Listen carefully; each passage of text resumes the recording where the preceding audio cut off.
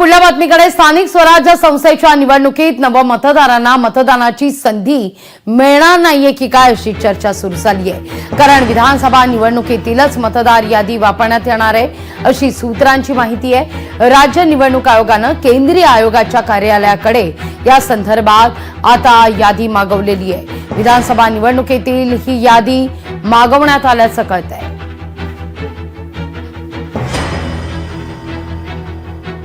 या सगळ्याविषयी अधिक माहिती घेण्याकरता थेट जाऊया आपले प्रतिनिधी स्वप्नील जाधव यांच्याकडे। स्वप्नील, का अधिक माहिती या सगळ्या संदर्भात?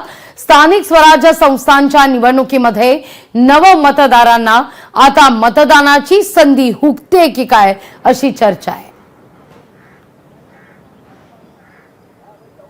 लागवी स्थानिक स्वराज्य संस्थांच्या निवडणुका ऑक्टोबरमध्ये घेण्यासाठी वेगवान हालचाली या राज्य निवडणूक आयोगाकडून होताना पाहायला मिळतात। त्यामुळे प्रभाग रचनाचे सुद्धा आदेश देण्यात आले होते। त्याचा अहवाल सुद्धा हा काही दिवसांमध्ये स्थानिक स्वराज्य संस्थांच्या निवडणुकीसंदर्भात राज्य निवडणूक आयोगाला मिळणार आहे। मात्र मतदार यादी सुद्धा आता राज्य निवडणूक आयोगाने विधानसभा निवडणुकीमध्ये जी मतदार यादी वापरली ती मागितलेली आहे। केंद्रीय निवडणूक आयोगाकडे ही यादी मागवलेली आहे। त्यामुळे विधानसभा निवडणुकीनंतर जे खरं तर नवीन मतदार नोंदणी झालेली आहे त्यांना यामध्ये मतदान करण्याची कुठलीही संधी नसणार अशा प्रकारचे एकंदर चित्र पाहायला मिळते। कारण जी राज्य निवडणूक आयोग जी मतदार यादी मागवते त्याच मतदार यादीच्या नुसार मतदान प्रक्रिया ही पूर्ण होती। त्यामुळे विधानसभा निवडणुकीच्या दरम्यान जी मतदार यादी वापरली ती मतदार यादी वापरल्याने नवीन मतदारांना मतदान करण्याची संधी मिळेल की नाही असा प्रश्न उपस्थित झालेला आहे। कारण एकूणच विधानसभा निवडणुकीनंतर स्थानिक स्वराज्य संस्थांसाठी राज्य निवडणूक असेल किंवा एकूणच या ठिकाणी राजकीय पक्ष कामाला लागले आहेत आणि राजकीय पक्षांकडून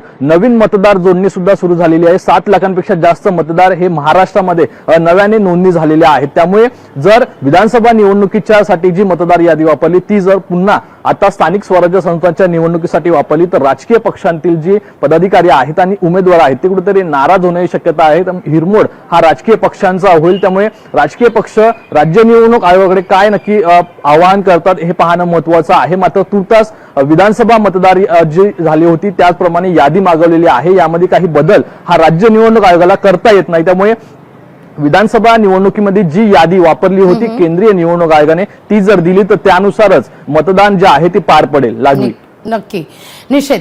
तुर्तास धन्यवाद स्वप्नील, तुम्ही दिलेल्या एकूण अशा सविस्तर माहिती करता। लोकशाही मराठी ऐका, पहा, जागरूक रहा।